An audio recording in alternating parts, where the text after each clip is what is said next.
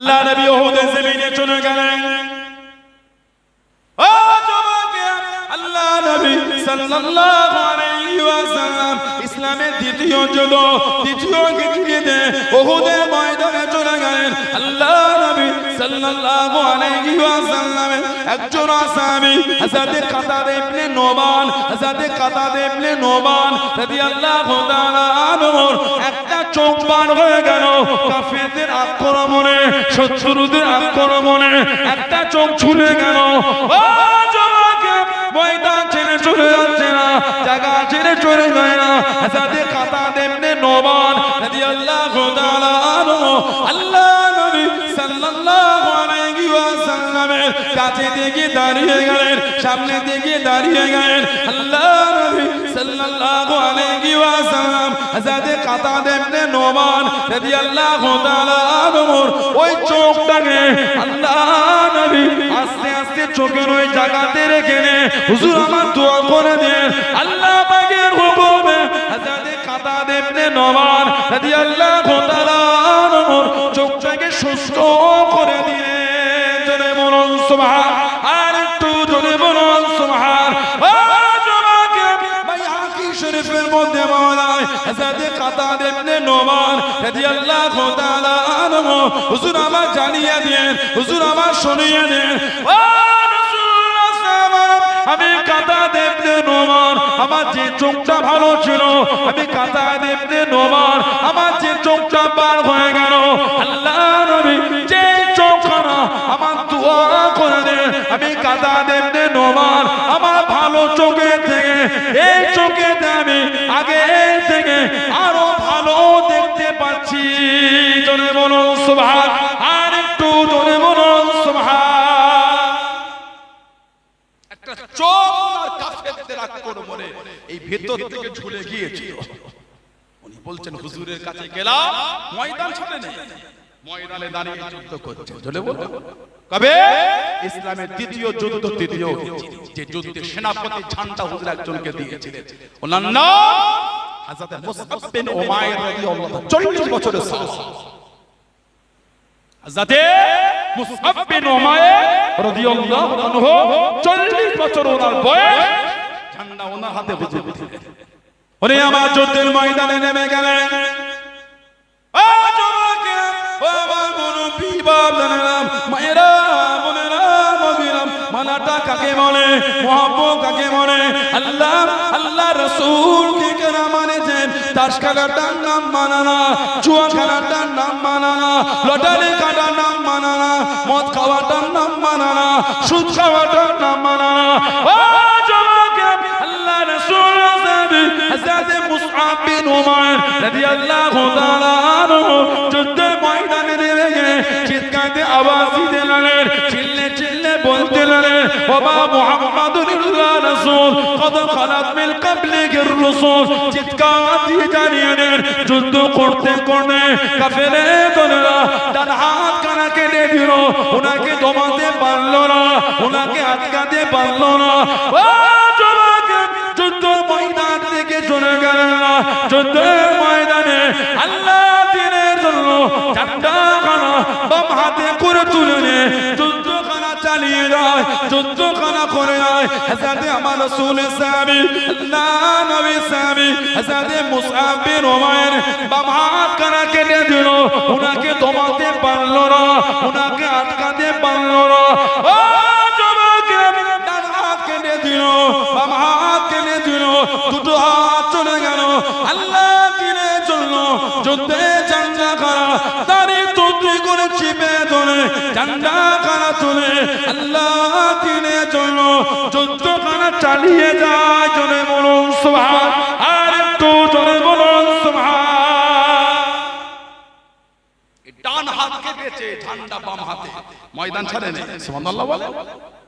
ময়দান কেড়ে নামাজ পড়লি, দুদিন মাথা তুলতে পারছি না, জ্বর হয়েছে, দুদিন জ্বর, মাথা তুলে নিতে তাহলে বল নামাজ কে বলল? দাঁড়াতে পারেন না, বসে পড়েন, বসে পড়েন না, শুয়ে পড়েন, ইশারায় নামাজ পড়েন, মনে মনে হাতটা বেঁধে যেন মনে করছেন আমি রুকুতে সুবহান রাব্বিয়াল আযীম, সুবহান রাব্বিয়াল আযীম, সুবহান রাব্বিয়াল আযীম, সামিয়াল্লাহু লিমান হামিদা, আল্লাহু আকবার। সিজদা শুয়ে আছে কিন্তু মনে মনে হচ্ছে এটা তাসবিহ জবানে পড়তে হবে, সুবহান রাব্বিয়াল আলা, সুবহান রাব্বিয়াল আলা, সুবহান রাব্বিয়াল আলা, আল্লাহু আকবার। আবার সিজদা, আল্লাহু আকবার, সুবহানাল্লাহ। নড়ছেন না কিন্তু মনে মনে হচ্ছে সিজদা। ইশারা করেন, আল্লাহ পাক তো সুযোগ রেখেছে, সুবহানাল্লাহ। আজরে বলবেন না কিন্তু নামাজ না, ডান হাত কেটে যে ঝান্ডা বাম হাতে, আহা বলুন না সুবহানাল্লাহ। ডান হাত কেটে বাম হাতে, বাম হাত কেটে যে দুটো হাত না, যাতে মুসআব বিন উমাইর রাদিয়াল্লাহু তাআলা 40 বছরের সাহাবী, হুজুরের সাহাবা সংখ্যা কম বেশি 1.5 লক্ষ, এই 1.5 লক্ষের মধ্যে উনি একা, 1.5 লক্ষের মধ্যে একা আল্লাহর দ্বীনের জন্য কাটা হাত দিয়ে ঝান্ডাটাকে টিপে এই দাড়ি থুতনির নিচে দিয়ে দাড়ি দিয়ে বুকের মধ্যে চিপে ধরে মুখটাকে ঘুরিয়ে ঝান্ডা কাট করে তুলে তখনও দ্বীনের জন্য যুদ্ধ করে যাচ্ছে। জোরে বলো, আর একটু জোরে বলা গেল না? হযরত কাতাদা ইবনে নুমান রাদিয়াল্লাহু আনহু একটা চোখ ওনার ঝুলে গিয়েছিল কাফেরদের আক্রমণ করে, ময়দান ছাড়ে হুজুরের কাছে দাঁড়িয়েছে, হুজুর ওই চোখটা তুলে চোখে রেখে দোয়া করলেন, উনি বলতে আল্লাহ চোখ ভালো করে দিয়েছে। উনি বলছেন যেটা ভালো চোখ ছিল ওটা চাইতে হুজুর যেটা হাত দিয়ে দোয়া করেছে আমি এটা তার ভালো দেখতে পাচ্ছি। জোরে বলুন, আর একটু জোরে বলা গেল না? সেই সাহাবাদের জীবনী পড়েন, তবেই তো মানা, তবেই তো ভালোবাসা। তুলাবাড়ি হয়ে গেল, ধনী হলেন, গাড়ি কিনেছেন, জমি টাকা কিনেছেন, আর জমিনে পা ঠেকছে না, এবারে হাওয়ায় উড়ে উড়ে ঘুরে বেড়াচ্ছে। জানবে আল্লাহর দরবারে দিতেও সময় লাগে না, নিতেও লাগে না, কোন সঙ্গে সঙ্গে ফায়াকান ভিখারি হয়ে যাবে। ইতিহাস ঘেটে দেখে দেখে যান কত জমিদার লোকের কাছে ভিক্ষা করে লাশ জীবন কাটিয়েছে। আপনি তো তিনটে গাড়ি কিনে ভেবেছেন ভারতের, গোটা ভারতের ধনী আমি, ধনী আদানি বলে আপনাদের অসুবিধা হয়েছে, আমি আসাতে রাগ হয়ে গেল না, একটু রেসপন্স দেন। নারায়ে তাকবীর, অজয় না এত ভালোবাসা 2 বছর 3 বছর ধরে ঘুরে পাই না, আর এই হুজুরটা গ্রামে এলো তকবীর কিসে ঠান্ডা লেগে গেল, মুখ গাঢ় করে কি কঠিন অবস্থা। নারায়ে তাকবীর, নারায়ে তাকবীর, আহলে সুন্নাত ওয়াল জামাত, আহলে সুন্নাত ওয়াল জামাত সিলসিলায়ে মুজাদ্দিদুস জামান, নারায়ে তাকবীর। বলে গোটা ভারতবর্ষের ধনী মুকেশ আম্বানি, ওনার একটা ভাই আছে, নাম জানেন কি নাম বলেন? অনিল আম্বানি। না, যখন ছোট ছোট ছিলাম তখন একটা ভালো একটা নাম বাজারে চলতো, রিলায়েন্স। এখন পাম্প আছে, তখন ওই রিলায়েন্সের এটা ওই অনিল আম্বানির নামে একটু পরিচয় বেশি ছিল। একটা ফোন বার করেছে রিলায়েন্স কোম্পানি, সিম কার্ড এক্সট্রা যে আমরা দিই না, ওটা ফোনের সাথে সিম থাকতো, হ্যাঁ ক্লাসিক, হ্যাঁ সিম খালি রিচার্জ করলেই হতো, 1 বছর 2 বছর রিচার্জ হয়ে আসতো, সিম লাগতো না, ওতে পুরো পেছনটা পুরো সাঁটা, ওতে সিম থাকতো, এক্সট্রা দিতে হতো। অনিল আম্বানি আপনি জানেন হাজার হাজার কোটি টাকা ঋণী হয়ে আছে। একটা সময় যে ভারতের ধনীর টপ র্যাঙ্কে থাকতো 1 থেকে 3 এর মধ্যে, সে এখন ভিখারি হয়ে গেছে। তখন মালটা কে দিয়েছিল বলেন? এখন নিয়েছেন কে? আপনি 3 তলা বাড়ি পানি হয়ে অমন করছেন, কি ভাবছেন আপনি? বিরাট কিছু হয়ে গেছে? কিচ্ছু। আল্লাহ চাইবে পথের ভিখারি হবে, 1 টাকা 2 টাকা করে দেবেন, ওই চেয়ে মেগে খাবে, অহংকারটা ভালো, ভদ্র হন, নম্র হন, সভ্য হন। আল্লাহ দিয়েছেন, আলহামদুলিল্লাহি রাব্বিল আলামিন, আল্লাহ সব প্রশংসা তোমার, তুমি আমাকে দিয়েছো, আমি যে গোলামের বাচ্চা করলাম, বলুন সুবহানাল্লাহ। আর কে জলে বলা গেল না? এই কাইফিয়াত তৈরি করে কিসের টাকার গরম দেখাচ্ছে? আপনাদের এলাকায় তালডাঙ্গা, এই গাদামারা, পাবদারা, কদমা, এই অদ্দ চচ্চরে, রাজবেড়া, এসব এলাকায় বিয়ে শাদী হলে চটে বসে খেতে দেয়, চটে বসে খেতে দেয়। এটা আমার দিকে তাকা দেয় বলে মনে হয় আপনাদের না? দিলে বসবে, চট দিলে বসবে, বিয়ে বাড়ি বসবে বলে মনে হয়। চেয়ার টেবিল করে বসতে চাই না, বাড়িওয়ালা ভাই বসে জানা ভাই গাছ আরে ঘুরে দেখি না ভাই বসনো ভাই খেয়ে নে না আরে বসছি চারবার খোসামতির পরে বসেছে খেতে আরে খাবো রে ভাই না খান না না খানা ভাই খুশি হচ্ছে কত খোসামতি খুশি হয়েছে ওকে আর আজকে জলসা হলো কাউকে বলতে হয় না টুক টুক টুক টুক করে ওয়াজ হচ্ছে সব লোক কোন কোটিপতিটা এসে চটে বসে গেল কেন জানেন আল্লাহ আল্লাহ রাসূলের ভালোবাসা জোরে বলে জোরে বলা গেল না আল্লাহ আল্লাহ রাসূলের কাছে নিজের টাকা পয়সা কলম চলে কিসের ভিখারি বাচ্চা ভিখারি আমরা গোলামের বাচ্চা গোলাম আমাদের আবার কিসের হাইসিয়াত আছে আল্লাহ আল্লাহ রাসূলের কাছে অহংকার থাকা আস্তাগফিরুল্লাহ আমরা যে গোলামের বাচ্চা গোলাম আমাদের আবার কিসের অহংকার সমস্ত সাহাবাদের মধ্যে যিনি ধনী ছিলেন ওনার নাম ছিল হযরতে আব্দুর রহমান ইবনে আওফ রাদিয়াল্লাহু তাআলা হুজুরের যত সাহাবা ছিলেন সবার মধ্যে উনি ধনী ছিলেন জোরে বলেন গোটা পৃথিবীর সবথেকে ধনী লোকটার নাম হলো ইলন মাস্ক বর্তমান যিনি গোটা পৃথিবীর ধনী ওনার নাম ইলন মাস্ক সাহাবী আব্দুর রহমান ইবনে আওফ রাদিয়াল্লাহু তাআলা জীবনী পড়লে পাবে আব্দুর রহমান ইবনে আওফ রাদিয়াল্লাহু আনহু হুজুর আল্লাহ ইলন মাস্কের থেকে 7 থেকে 8 গুণ মাল আল্লাহ সাহাবীকে বেশি দিয়েছিলেন আর জোরে বলা গেল না ইন্তেকালের আগে 4 লক্ষ দিরহামের একটা খাজুরের বাগান আমার হুজুরের আহলি আমাদের আম্মা জানদের করে হাদিয়া করে গেছেন বলুন না সুবহানাল্লাহ আর স্ত্রী ছিল 4টি কটা 4টা স্ত্রী হলো এখন তো এটা নিয়েও কত রকম টিটকিরি চলে কি রে তোদের তো 4টে বিয়ে চলে হ্যাঁ আলহামদুলিল্লাহ এটা আমরা গর্বিত আমরা খুশি আমার শরীয়তের বিধান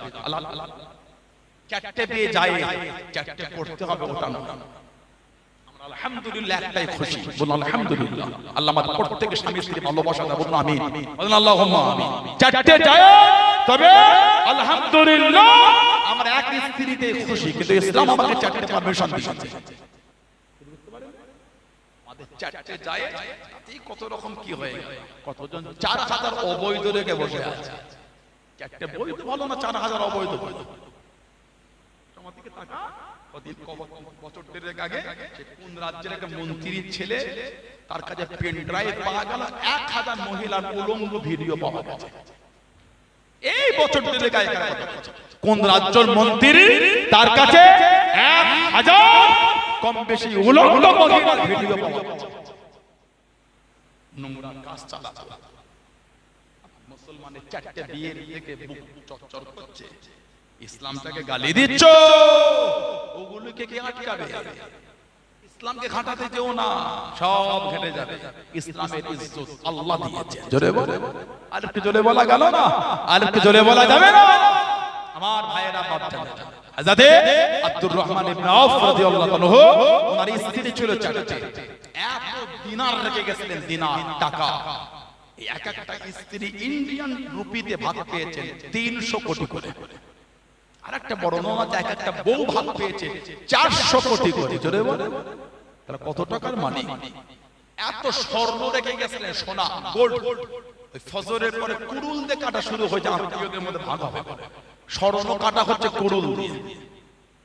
কুরুল দিয়ে কাটে যোহর হয়ে গেছে তখনও কাটা চলছে আর যারা যারা কুরুল দিয়ে কেটেছিল ওদের হাতে ফুসা উঠে গেছে এত ধনী ছিল সাহাবা আল্লাহ নবী ইসলামের প্রথম যুদ্ধ চলে গেলেন ও যুবক সিজদা পড়ে গিয়ে জাজান হয়ে গেলেন চোখে পানি ফেলে ফেলে গেলেন ও রব্বি আল্লাহ আজকে দিনে যদি গেলে যায় দিন মানার কেউ থাকবে না ইসলাম মানার কেউ থাকবে না আল্লাহ আপনার ওয়াহাদানিয়াত মানার কেউ থাকবে না আমি নবী আমাকে মানার কেউ থাকবে না ইসলামের ঝান্ডা তোলার কেউ থাকবে না ও যুবক আল্লাহ নবী জাজান হয়ে গেলেন হযরত আব্দুর রহমান ইবনে আওফ রাদিয়াল্লাহু তাআলা আনহু আল্লাহ নবী সাল্লাল্লাহু আলাইহি ওয়াসাল্লামের কাছে যে দাঁড়িয়ে গেলেন পাশে যে দাঁড়িয়ে গেলেন মাথা থেকে পা পর্যন্ত একটি জায়গাতে চিরাতর লাগাতে রক্তকণা ঝরে রক্তকণা টপকায় আল্লাহ নবীর কাছে যে দাঁড়িয়ে গেলেন ইয়া রাসূলুল্লাহ হাবিবাল্লাহ ইয়া রাসূলুল্লাহ হাবিবাল্লাহ আল্লাহ পাকের নবী সাল্লাল্লাহু আলাইহি ওয়াসাল্লাম বেয়াদবি মাফ করুন গুস্তাখিটা ক্ষমা করুন আমি আব্দুর রহমান ইবনে আওফ শরীরের মধ্যে এক ফোঁটা রক্ত থাকা পর্যন্ত এই জমিন আপনাকে একা রেখে যাব না। জোরে বলুন সুবহান, আর একটু জোরে বলুন সুবহান। মাথা থেকে পা পর্যন্ত 31 জায়গায় তীর আর তলোয়ার। তখন ও বলছে হুজুর শরীরে এক ফোঁটা রক্ত থাকা পর্যন্ত পাশে দাঁড়িয়ে হুজুর যুদ্ধ করে যাও। জোরে বলে, এটা হলো ঈমান, এটা হলো মানা, এটা হলো মুহাব্বত। আল্লাহ আমাদের বোঝার তৌফিক দান, আল্লাহ আমাদের করে শরীয়তের বিধান মজবুত রাখেন। বলুন আমিন। আল্লাহ আমাদের প্রত্যেককে আল্লাহ আমাদের মা বোনদের দ্বারা 5 ওয়াক্ত নামাজ আল্লাহ কায়েম করিয়ে দেন। বলুন আল্লাহুম্মা আমিন। জোরে বলে আল্লাহুম্মা আমিন। একটু দুরূদ শরীফ আল্লাহু আকবার।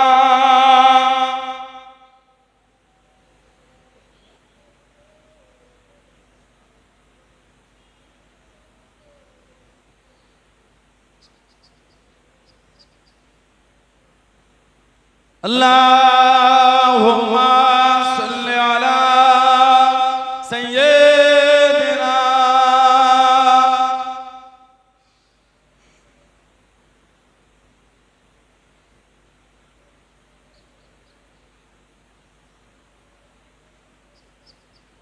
تو قوجا منو قوجا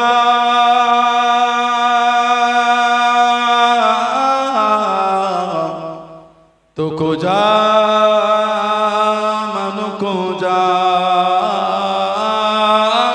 تو قوجا منو قوجا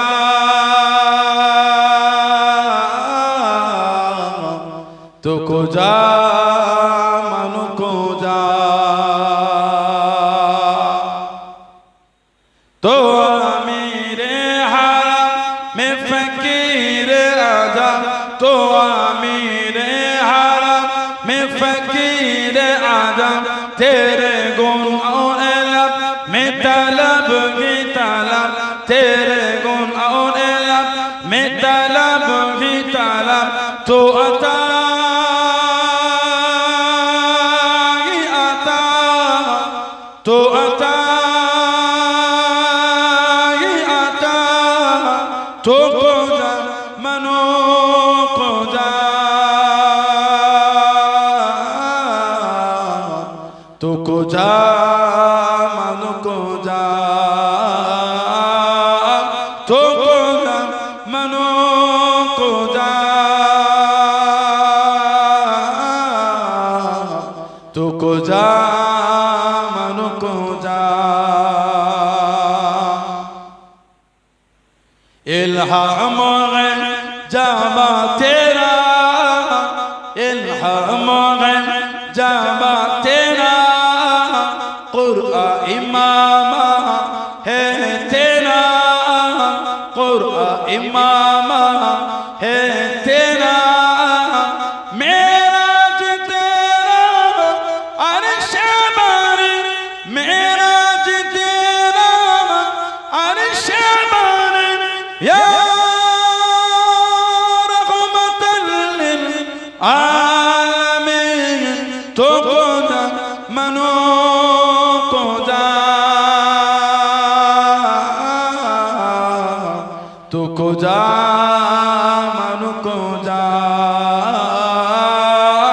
تو قوجا منو قوجا تو قوجا منو قوجا खैरुल बशर रुतबा तेरा, खैरुल बशर रुतबा तेरा, आवाज़े गम खुतबा तेरा, आवाज़े गम खुतबा तेरा, आफाक तेरा शमाए, आफाक तेरा शमाए, साए से जिब्रील ले आए, या रहमतल लिल आलमीन, तो قوجا منو قوجا तो قوجا منو قوجا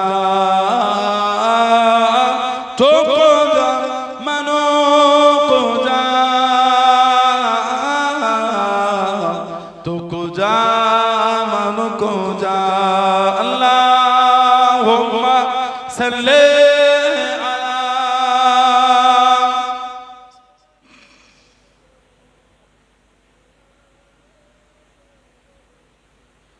ওয়ালা আলি সাইয়্যিদিনা।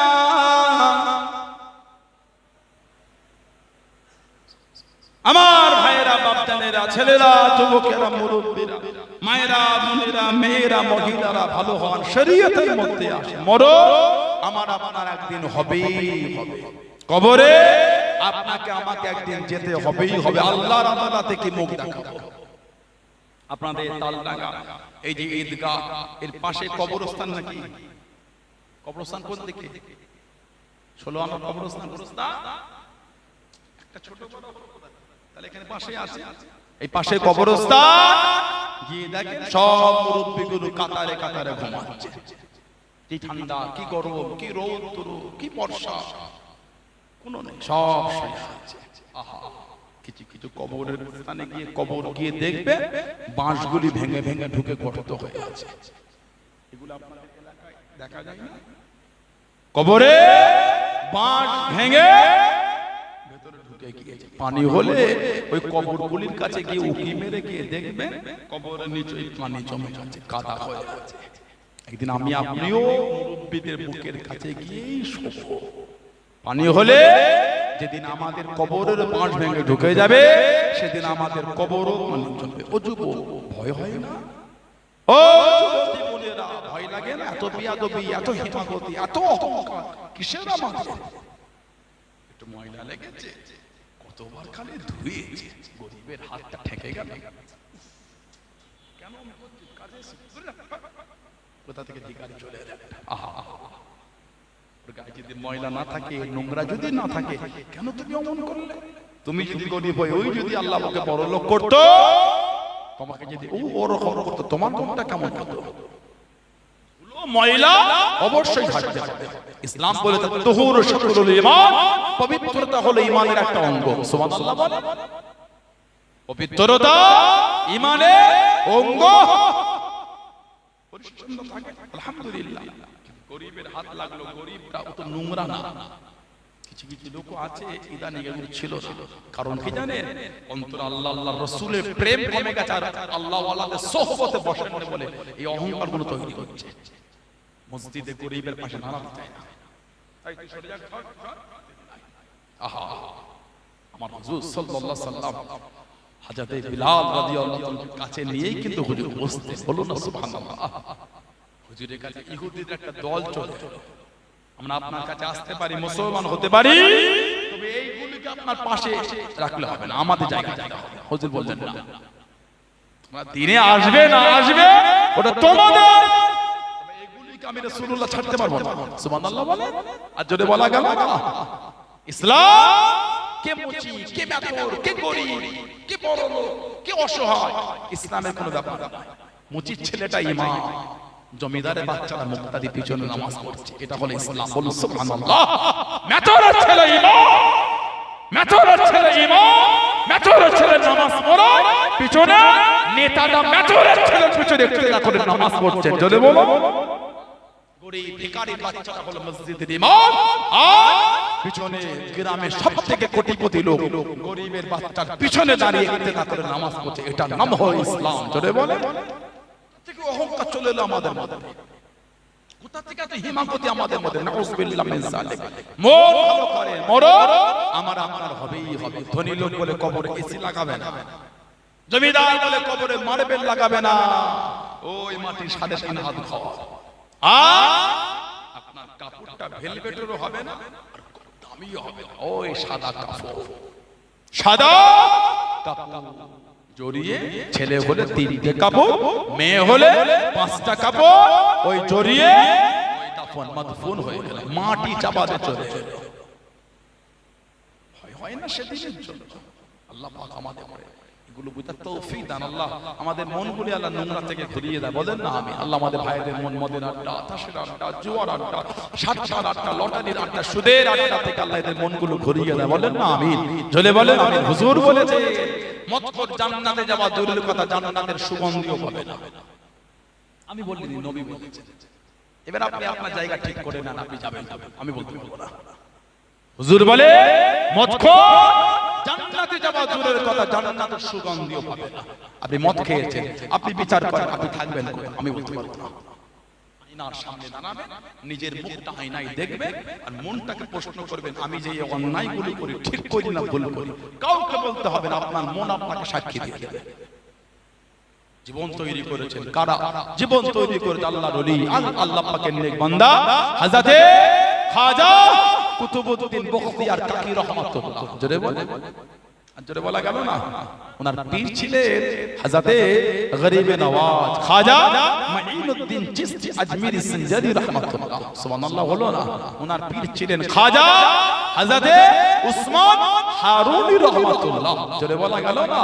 ওনার পীর ছিলেন আল্লাহর ওলি খাজা শাহ শরীফ জিন্দানি রাহমাতুল্লাহ। জোরে বলে, খাজা কুতুবউদ্দিন হুজুরের খলিফা ছিলেন হযরতে খাজা ফরিদউদ্দিন গঞ্জে শকর রাহমাতুল্লাহ। জোরে বলা গেল না?